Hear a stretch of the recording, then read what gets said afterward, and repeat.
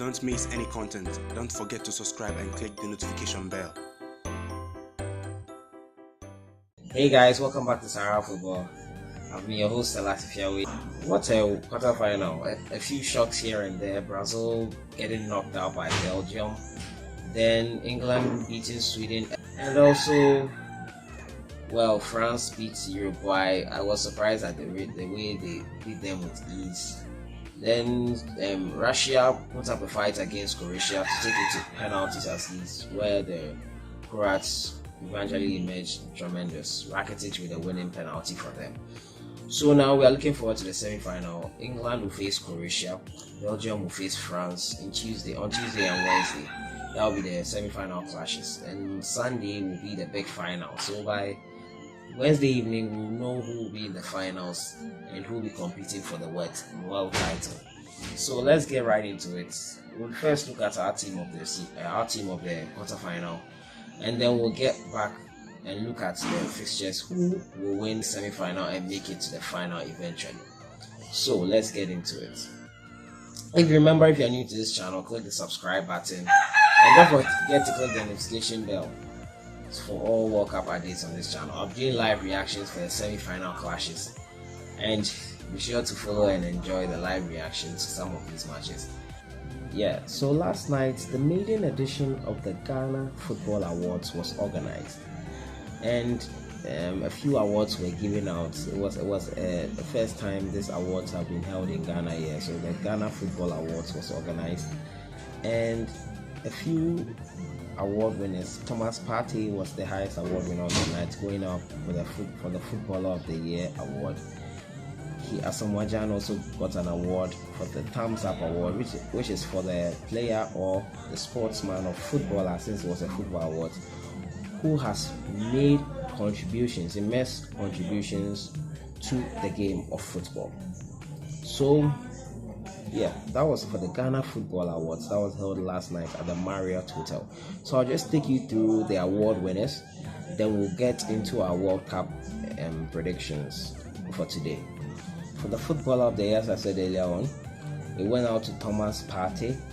For the Thumbs Up award, ASAMOAH got that for his immense contribution to the game of football and his contribution to society as a Ghanaian. That's for his selfless contributions to Ghana football. So Coach of the Year was Yusuf Abubakar for the Ghana Stars, leading them to the Premier League title last year. And Living Legend of the Year went to Anthony Barfour. For the women Footballer of the Year went to PRISCILLA. PRISCILLA is with the Black Princesses in under 20 side. PRISCILLA is with the Black Princesses, and she's also with the Ampiam Dakwa ladies. Goal of the Year went to Joseph Mensah. He was AC Horsens. He scored a nice goal there with them. Then Future Star of the Year went to Majid Ashumeru. Team of the Year, rightly so, went to Adriana Stars. Then Goalkeeper of the Year went to Joseph Ado. So those are some of the top awards that were won last night at the Ghana Football Awards. So that's it for the Ghana Football Awards, and I think more events like this will be very, very encouraging for the Ghana football, which has come under a lot of scrutiny after the expose by Anas Aremiyaw Anas. So that's for the Ghana Football Awards. Big ups to all our award winners, and to those who didn't win, better luck next time.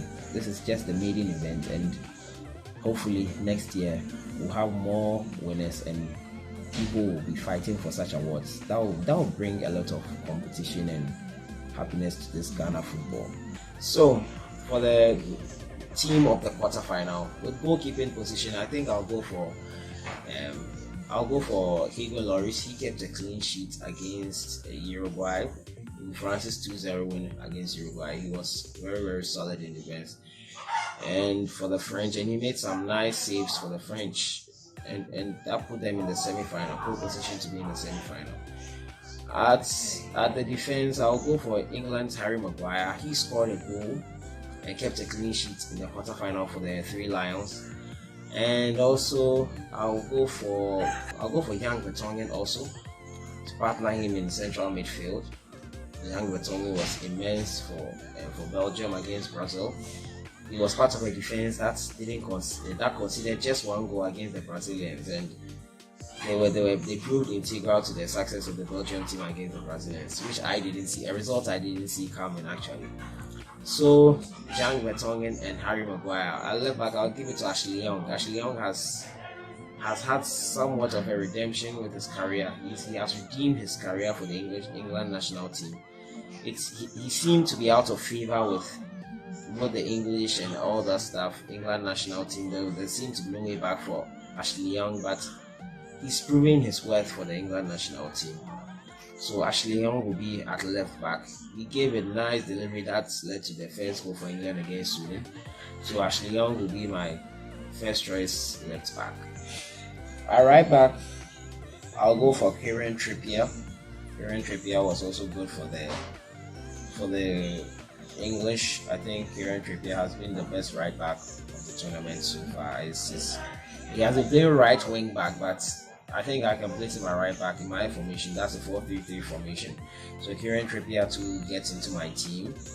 Then also in midfield, I'll go for Luka Modric and Ivan Rakitic, with Kevin De Bruyne inside there too. Kevin De Bruyne scored a great goal against Brazil, and that proved to be very, very instrumental in the Belgians' win against the 5-time world champions Brazil.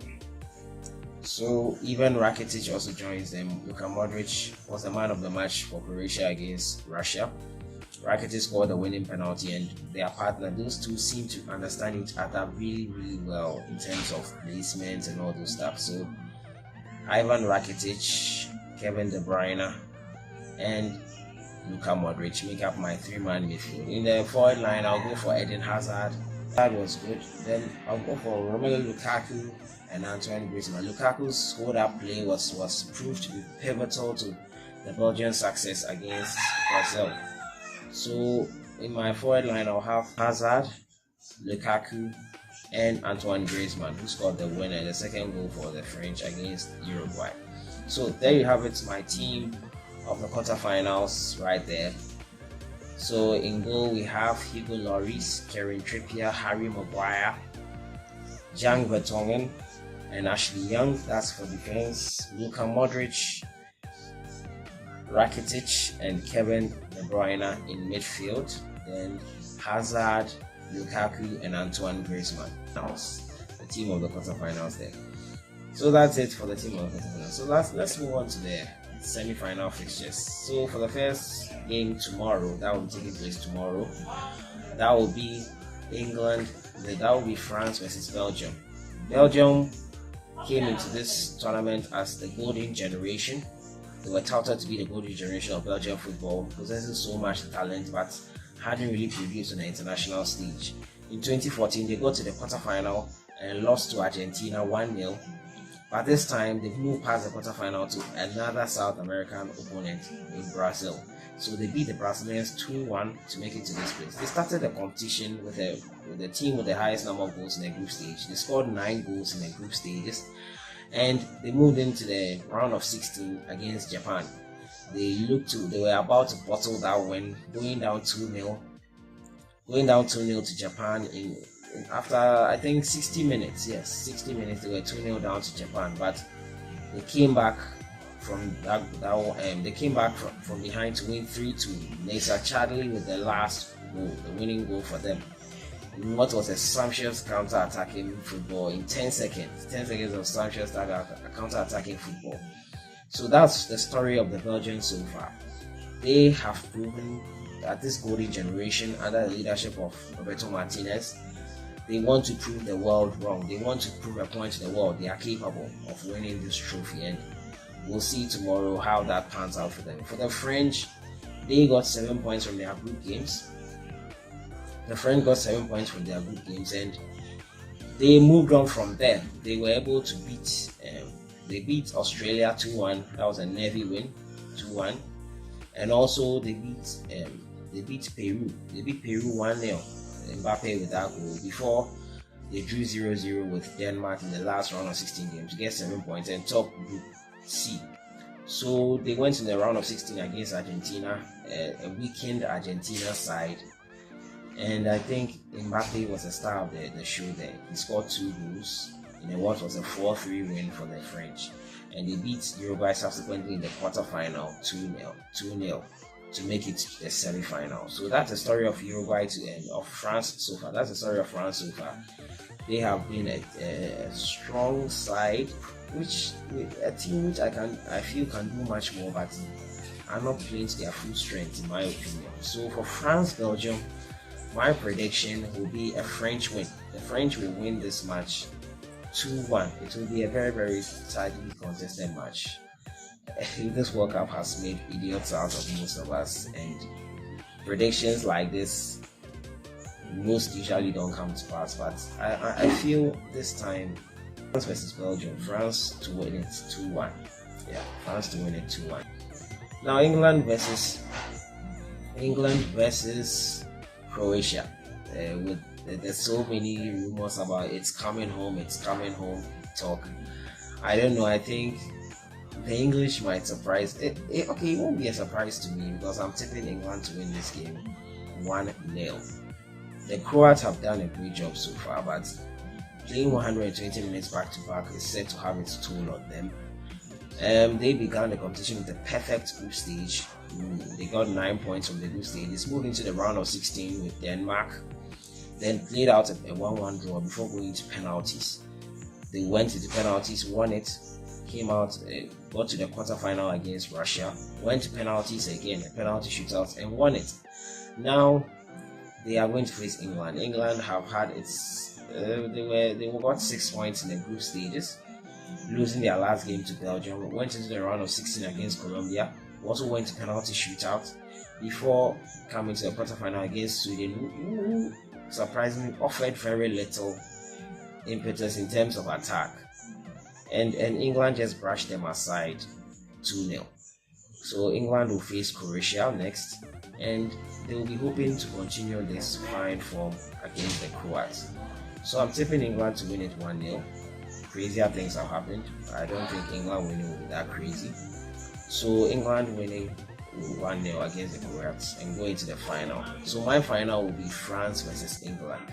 Yes, that's what I'm tipping. My final will be France versus England.